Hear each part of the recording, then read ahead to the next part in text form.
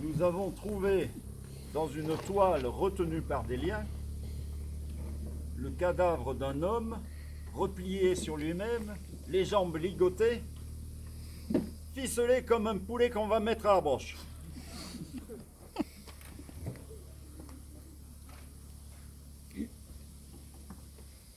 Après avoir retiré le corps de la malle, nous l'avons fait transporter à l'Institut anatomique pour autopsie. Celle-ci a révélé une brèche osseuse près de l'oreille droite. Une balle avait traversé la boîte crânienne. Mais j'ignore tout du sort de mon mari. Peut-être a-t-il été tué, car c'était un espion qui avait trahi la France. À moins qu'il ne soit réfugié quelque part en Amérique. Allez savoir. Connaissez-vous seulement la vie dissolue de mon mari, ses multiples conquêtes, ses déboires financiers, sa conduite honteuse pendant la guerre, son rôle d'espion? Pourtant, je l'aimais, puisque je payais ses dettes. C'est vrai. Jean Messarabeau n'attendait pas qu'une affaire fût bénéficiaire pour en lancer une autre, deux autres. Il empruntait beaucoup, jouait en bourse. La situation de son commerce était des plus critiques. Les créanciers disaient de lui que c'était un puits de pétrole sans pétrole. Un illuminé, un utopiste, un garçon charmeur, mais en affaires comme ailleurs, on ne pouvait lui faire confiance. Et le pire de tout, c'était sa convoitise envers ma fille Paul. Il avait des vues sur elle et menaçait de la déshonorer. Paul, pouvez-vous confirmer le dire de votre mère? Mon beau-père a fait annuler mon mariage, même plus. Il a tenté d'abuser de moi, mais je n'ai rien dit à ma mère pour ne pas lui causer du chagrin. Oh, je le savais, mon enfant. Une mère devine tout. Bon, la parole est à vous, Paul. Revenons à ce funeste vendredi. Non. Moi, je vais vous dire ce qui s'est passé.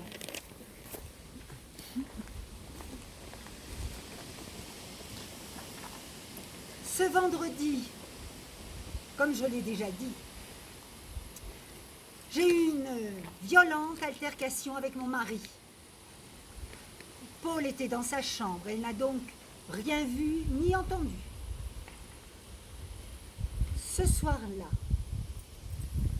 mon mari m'apprend que sa maîtresse attend un enfant de lui. Je rentre dans une colère folle et menace de demander le divorce. Furieux, il me saisit à la gorge, je me débats et saisis l'arme, le pistolet, là, qui se trouvait à côté, sur une chaise. Et je tire. Oh, ah.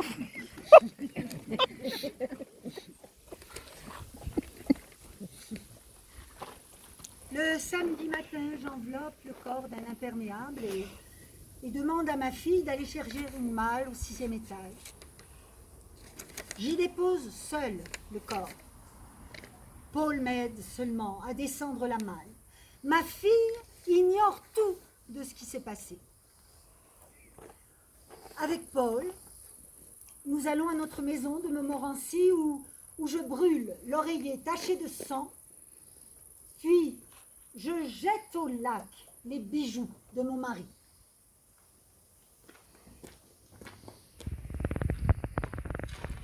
Voilà comment ça s'est passé. Ah bon, on n'a pas envie de la faire. Voilà. Après un soi-disant règlement de compte entre espions, une fuite en Amérique. Voilà une nouvelle version. Louise avoue son crime et nous sert la légitime défense. Mais pourquoi envoyer la malle à Nancy? Mais il fallait l'envoyer le plus loin possible pour qu'on la retrouve le plus tard possible. Et Paul, comment a-t-elle raconté les faits? Je confirme que mon beau-père, en plus de son inconduite vis-à-vis de moi, est un faussaire et un menteur.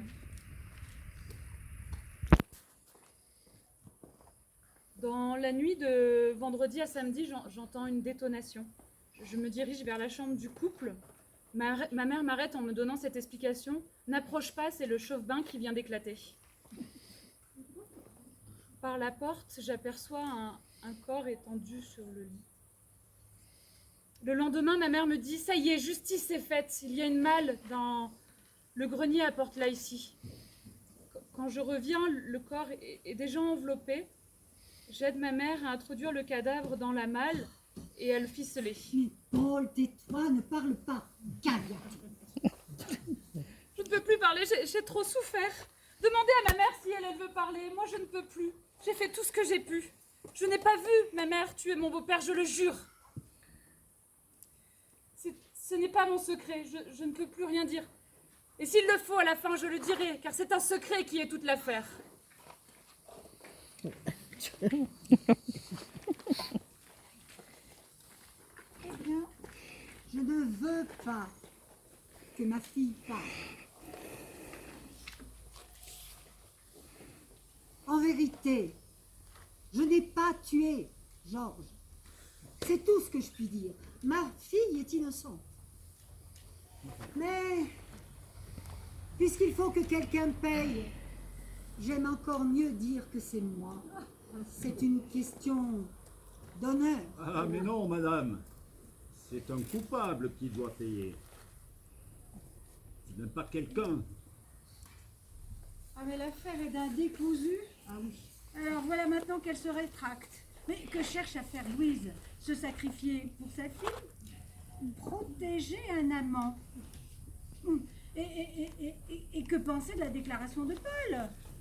Ne peut-elle pas être inculpée de complicité, d'homicide volontaire? Oh ben elles aggravent vraiment leur cas. Si la culpabilité de Madame Bessarabot vous semblait faire alors guère de doute, il restait beaucoup d'obscurité sur les mobiles, sur les circonstances, les intérêts en jeu. Et quel avait été le rôle exact de Paul? Était-ce par intérêt, par dépit, par jalousie que Georges Bessarabot avait été tué? Était-ce un crime littéraire, comme elle se plaisait à l'écrire dans ses romans? Eh bien, nous ne sommes pas au bout de nos peines. Mesdames et messieurs les jurés, avez-vous des questions? C'est le moment. Je crois que notre jury numéro 1 a peut-être une question. Oui, moi j'ai une question. Oui. Est-ce que Madame Bessarabot a eu une ou un complice? Oui. D'autres questions? N'y avait-il pas 3 verres sur l'évier dans l'appartement? Exact. Monsieur le commissaire a parlé effectivement de 3 verres. Y a-t-il d'autres jurés qui voudraient... Oui. Louise avait-elle un amant? Excusez-moi, je n'ai pas bien entendu. Louise avait-elle un amant? Louise avait-elle un amant? Il me semble, mais ce n'est pas encore bien exploré comme piste, oui. Y a-t-il encore autre chose comme question?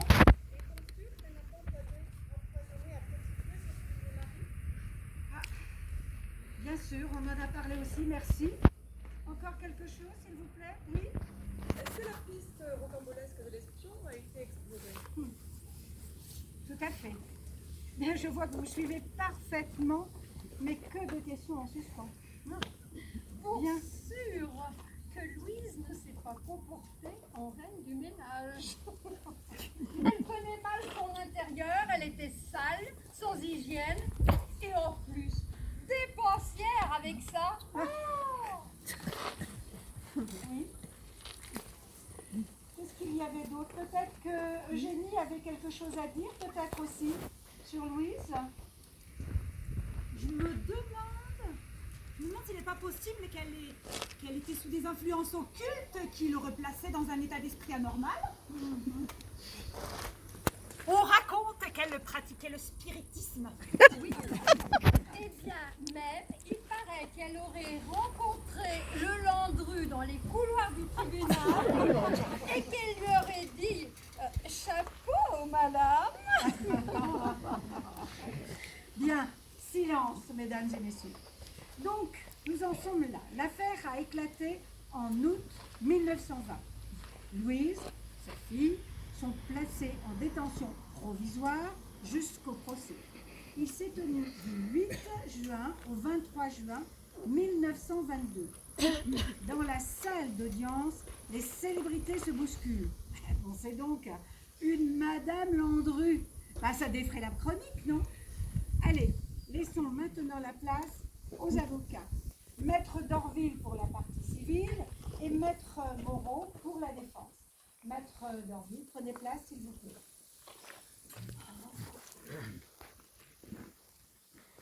Revenons aux faits, si vous le voulez bien. À la mort de Georges Bessarabot, cette mort presque oubliée dans les recoins de ce procès à tiroir. Mais tout d'abord, remontons aux prémices de ce meurtre. Le suicide de Paul Jacques, le premier mari. Je ne remets pas en cause la vérité légale de ce suicide, mais je prétends que ce premier mari a été acculé au suicide par chagrin conjugal et douleur domestique.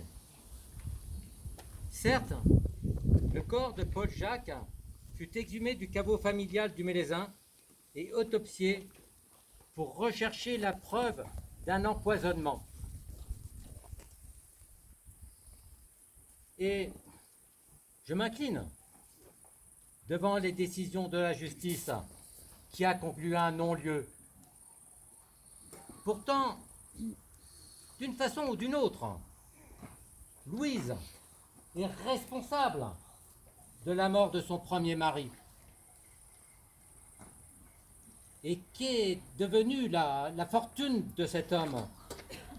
À l'évidence, elle a été dilapidée par sa veuve en gloriole littéraire. Quant à Georges Bessarabot, patriote, honnête homme, honnête homme d'affaires et bon chef de famille, ce ne fut qu'un jeu pour cette veuve de séduire et d'éblouir ce naïf et bon vivant. Et ce n'est pas la jalousie qui anima Madame Bessarabot, comme elle veut nous le faire croire, mais son orgueil, un orgueil démesuré. Car pendant que Madame Bessarabot faisait de la littérature, notons au passage que les œuvres de cette femme sont fumeuses et incohérentes. Son mari, lui, il faisait des affaires. Toutes les accusations contre lui, son rôle d'espion, son intention d'avoir atteint la vertu de Paul, ne sont que mensonges. Ces accusations sont seulement là pour justifier un crime prémédité. C'est des mots, ça, c'est des mots. Ne vous y trompez pas. Ce n'est pas un crime passionnel. Un seul mobile pour ce crime. L'intérêt. Pourtant, ce que je ne peux expliquer, c'est la préparation minutieuse avant le crime. Puis, l'affolement. Une fois le crime commis par ces deux femmes, qui ne savent plus faire que du cadavre. Voilà une improvisation hâtive et désordonnée. Car cette malle, j'en suis persuadé, cette malle, Madame Bessarabot avait certainement imaginé l'emporter au Mexique. Il faut reconnaître, Madame, que vous aviez prémédité votre crime. Et le forfait exécuté, le reste, n'est qu'improvisation. Quant à ce fameux secret brandi par Paul, comédie, la grande scène pour retourner l'affaire. Mais qu'elles le disent, leur secret. Et alors, je discuterai. La question principale est: qui a tenu le revolver? Qui a tué? Car Madame Bessarabot a pris tant de soin pour dire et redire et répéter que sa fille ne savait rien. Mais cela me paraît douteux. Je me demande si Paul Jacques n'est pas plus terrible, plus dangereuse que sa mère. Ne sera-t-elle pas l'âme de l'affaire? N'est-ce pas elle qui aurait tué? Car si elle voue une haine à son beau-père, c'est parce qu'il l'a forcée à rompre avec son fiancé. Mais c'est pas vrai! Aucune pitié pour ces femmes, car aucun doute n'est permis sur leur culpabilité. Ensemble, elles doivent supporter les responsabilités de ce crime. Ne vous laissez pas aller à un attendrissement inutile, parce que l'une est jeune et jolie, l'autre vieille et flétrie. Pas de circonstances atténuantes, même en faveur de Paul Jacques. Je suis atteinte au plus profond de moi. Mon honneur et mon amour maternel sont bafoués. Merci, maître.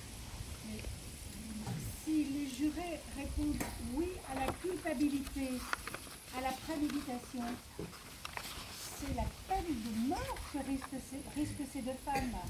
Non. En France, la grâce présidentielle a toujours été accordée pour les femmes, sauf en temps de guerre pour les espionnes. Bien. La parole est à la défense. Maître Moreau, c'est à vous. Monsieur l'avocat général, quelle agressivité! Que de formules maladroites! C'est une déclaration de corps de garde que vous avez déclamée. Louise, la mère, vieille et flétrie, mais c'est honteux. C'est indigne de votre rang, de votre intelligence, comme de votre talent de vous être ainsi laissé aller à malmener cette pauvre enfant et sa mère. Tout comme cette insistance sur la mort de Paul Jacques, qui s'est pourtant conclue par un non-lieu. Non-lieu que vous semblez contester. Vous prêtez des amants à Louise, mais que je sache, toutes les femmes adultères ne tuent pas leur mari. Oui, l'accusé a 1000 raisons d'en vouloir à son mari, de le haïr. Car qui est réellement Georges Weissmann Bessarabot? En nous en tenant aux faits, aux documents, aux chiffres. Cet homme ne mérite aucune estime. Il a séduit d'emblée la veuve Jacques. Pourquoi? Mais pour lui rafler son héritage. La voilà la vérité. Vous a-t-on parlé d'une affaire honorable dans laquelle il aurait gagné de l'argent honnête? Non. Il a pris l'argent de cette femme et de ses 2 filles et les a dépouillées. Oui, Madame Bessarabot avait toutes les raisons d'éprouver de la colère contre son mari. Ah, le beau procès que j'aurais si je pouvais vous dire qu'après l'avoir serré à la gorge, elle venait de lui révéler qu'il attendait un enfant de sa maîtresse. Elle avait tiré une balle dans la tête de cet escroc. Je suis certain alors que vous la quitteriez. Mais non. Tous les faits prouvent le contraire. Cette malle, d'abord. Que nous raconte-t-elle, cette malle? Aucune trace de sang sur le parquet ni dans l'appartement. Cela prouve clairement que Georges Bessarabot a été tué à l'extérieur de l'appartement et non pas dans l'appartement. Et ce troisième verre dont on a parlé, il apporte plus de questions que de réponses. Tout laisse à penser que peut-être un troisième personnage est impliqué dans cette affaire. Si c'est le verre de Georges Bessarabot, cela supposait que les relations entre Louise et son mari n'étaient pas si mauvaises que veut bien le laisser entendre la défense. Donc tout cela pose beaucoup de questions et n'apporte aucune réponse. Et puis comment ces deux femmes auraient-elles pu introduire un homme dans cette malle alors qu'il en a fallu 5 pour l'en extraire? Douteux, non? Et surtout, était-ce bien le corps de Georges Bessarabot qui était dans cette malle, alors que la victime que l'on a retrouvée portait un dentier et que Georges Bessarabot n'en portait pas? C'est une grave lacune aujourd'hui, elle sera acquittée. de l'accusation, du procès, pardon, que de ne pas avoir investigué davantage sur cette piste.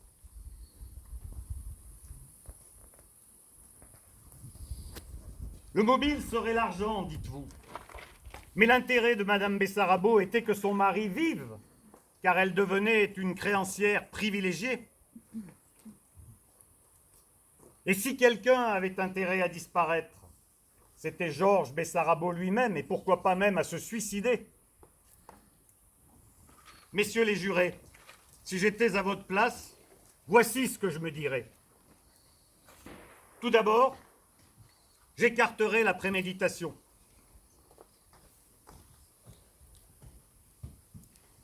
Ensuite, je me dirais que la preuve de la culpabilité est restée indécise, flottante.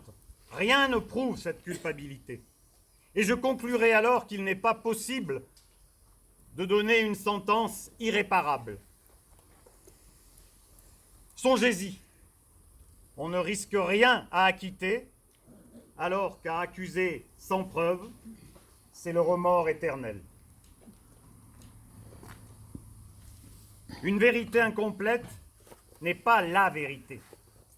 Et surtout, j'acquitterai cet enfant, là, à côté de sa mère, qui m'a adjuré de vous faire cette prière. Voilà, mesdames, messieurs les jurés. Merci, maître. Bien. C'est là que les choses se sont corsées, n'est-ce pas? Au moment où on a demandé aux accusés si elles voulaient rajouter quelque chose. Je suis innocente. Et la vérité, je vais vous la dire. Je vous ai menti et je vous demande pardon. Le 31 juillet au matin, je suis réveillée par une détonation qui semblait provenir de la chambre de ma mère. J'appelle ma mère, mais elle ne me répond pas. Alors je m'approche de la porte pour sortir et je n'arrive pas à sortir. La porte est fermée à clé. C'est étrange, on ne m'enferme jamais. J'appelle encore ma mère et c'est là que j'entends un pas lourd dans le cabinet de toilette. Je pense que c'est mon beau-père qui faisait sa toilette. J'appelle encore pour qu'on vienne m'ouvrir et qu'on m'explique ce qui se passe. Et c'est là que ma mère me dit « Ne t'inquiète pas, ce n'est que le chauffe-bain qui a éclaté. » Et elle ouvre enfin la porte. Je traverse le cabinet de toilette et c'est là que je vois dans le reflet de la glace un corps demi-nu étendu sur le lit. Oh, c'est trop atroce, je ne peux pas continuer. J'ai dit, maman, qu'as-tu fait? Elle me dit, entre lui et moi, il fallait choisir. Jusque-là, je vous jure que je croyais ma mère innocente. Ma mère est la seule coupable. Je ne l'ai aidée qu'une fois le crime accompli. Elle m'a dit qu'elle n'avait pas tiré. Alors j'ai menti. J'ai menti pour lui éviter la prison. Puis après, j'ai menti pour ne pas l'abandonner. Mais maintenant, toute la vérité dont j'avais été témoin et que j'avais occultée m'est apparue. Ne me demandez pas autre chose, je vous en supplie. C'est tout. C'est tout. Je suis innocente. La porte fermée démontre la préméditation, n'est-ce pas? Oui, et les bruits de pas et le troisième verre, hein? Et que faut-il en penser de tout ça? N'accuserait-elle pas sa mère pour aller retrouver son amante? Paul admet avoir aidé. Elle est donc condamnable. Elles sont toutes les deux condamnables.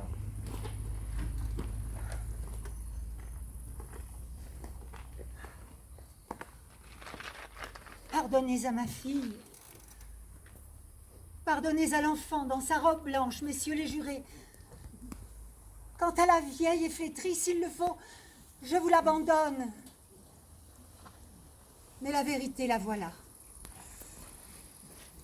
Non, je ne l'ai pas tué. Le cadavre dans le coffre, ce n'était pas mon mari, je ne l'ai pas reconnu. Il était laid. Mon mari est beau. Il est vivant, il vit à New York. Ma Paulette n'a pas vu sa mère abattre Georges Bessarabot. Ses aveux sont truqués, dictés. Je n'avouerai pas ce que je n'ai pas fait. Je suis innocente. Je n'ai pas tiré, je n'ai pas tué. Si j'ai menti la première fois, c'était pour éviter la prison à ma fille. Arrêtez! Arrêtez toutes ces versions les plus invraisemblables les unes que les autres. Arrêtez ou je m'en vais. Je demande une suspension d'audience. Oh, mais quelle cacophonie! La suspension d'audience est refusée. Voilà. Maître Moreau, veuillez conclure votre réquisitoire, votre plaidoirie, s'il vous plaît. Messieurs les jurés, à votre place, je ne jugerai pas. Vous n'avez pas de preuves. Songez-y. Une vérité qui n'est pas avérée ne peut pas vous permettre de condamner Louise et sa fille. Oui. Le 20 juin, le jour du verdict, la salle était comble. Tous les témoins étaient présents. Les avocats, mais aussi le beau monde des poètes, des artistes. Maurice Chevalier avec son canotier. Le député Escoffier. Bref, le tout Paris. 5 questions furent posées aux jurés. Louise Grouès est-elle coupable d'avoir donné la mort à Georges Weissmann Bessarabot? Louise Grouès a-t-elle agi avec préméditation? Paul Jacques a-t-elle été complice des faits ci-dessus désignés ou dans les faits qui les ont préparés? Y a-t-il eu circonstances atténuantes pour Louise Grouès? Y a-t-il eu circonstances atténuantes pour Paul Jacques? Bien, nous sommes au cœur du procès. Mesdames les accusées, veuillez vous mettre debout, s'il vous plaît. Messieurs les jurés, veuillez vous mettre debout et approcher, s'il vous plaît. Merde, je peux pas finir.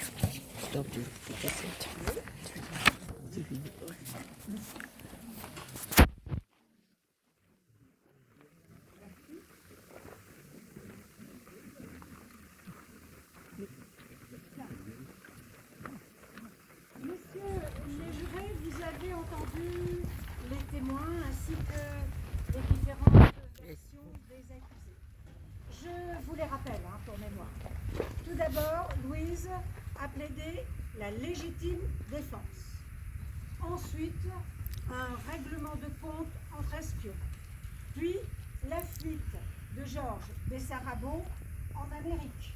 Le cadavre dans la malle, n'ayant pas été reconnu par Madame Bessarabot, il était laid. On vous a épargné la version de l'amant, surpris dans le lit de Louise, qui tua le mari et se suicida par pendaison dans le bois de Boulogne. En étudiant toutes ces versions, nous espérons que vous aurez réussi à vous faire une opinion sur la culpabilité des accusés. Nous allons allons donc vous poser 2 questions.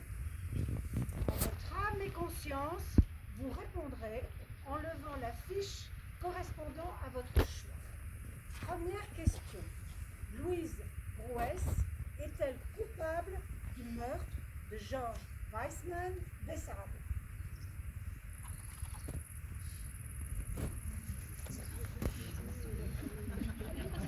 Nous avons donc 4 oui et puis 4 non. 4 oui et 4 non. Merci. Deuxième question. Paul est-elle coupable du meurtre de son beau-père? Veuillez répondre à cette question.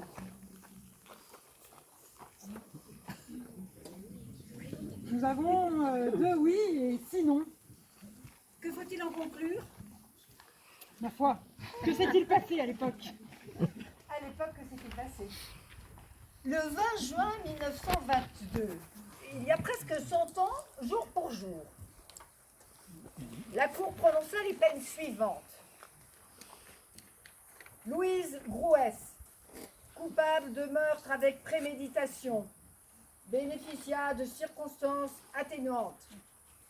Paul Jacques fut acquitté. Oh, merci. On dit oui de remercier les jurés pour l'acquittement de sa fille et distribuer son dernier livre. Mais, jusqu'au dernier moment, elle relancera le dénouement de l'affaire. Je le redis, je suis innocente. Je suis innocente. Ça suffit! Taisez-vous! Louise fut condamnée à 20 ans de travaux forcés dans la prison de Rennes de Femme. 20 ans. J'en ai déjà fait 2. À 18 ans, je serai encore verte. Il faut reconnaître que Madame Bessarabot était une femme de tempérament. Quant à l'écrivaine Héra Myrtel, elle n'était pas sans talent.